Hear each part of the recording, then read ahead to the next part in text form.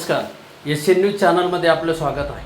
बागलाण तालुक्यातील श्रीपूरवडे येथे पत्नीचा खून करून पतीने आत्महत्या केल्याची धक्कादायक घटना उघडकीस आल्याने संपूर्ण बागलाण तालुक्यामध्ये खळबळ उडाली आहे।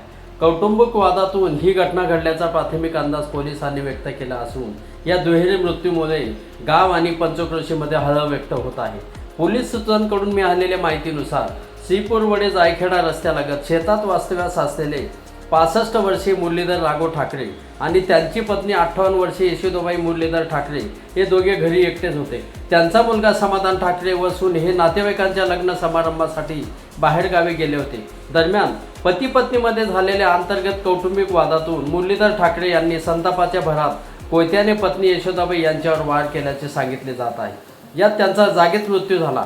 त्यानंतर मुरलीधर ठाकरे यांनी विषारी औषध प्राशन करून गळफास घेत आत्महत्या केल्याची माहिती समोर आली आहे। ही घटना रात्री सुमारे 8 वाजेच्या घडलेली आहे। लग्न समारंभ आटोपून मुलगा व सून घरी परतले असता घरात अंधार असल्याने त्यांनी घरातील स्विच बोर्ड सुरू केला। त्यावेळी घरात यशोदाबाई या रक्ताच्या थारोळ्यात पडलेल्या दिसला।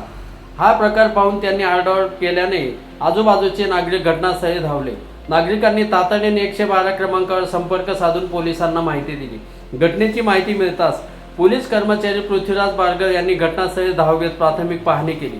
त्यांनी घडलेली परिस्थिती सहाय्यक पोलीस निरीक्षक सागर काळे यांना कळवल्यावर पोलिसांचा ताफा घटनास्थळी दाखल झाला।